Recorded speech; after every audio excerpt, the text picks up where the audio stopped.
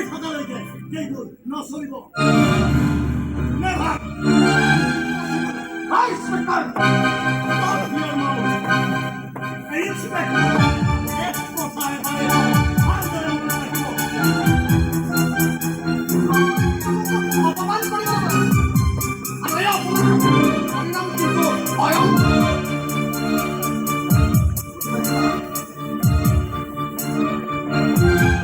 Go!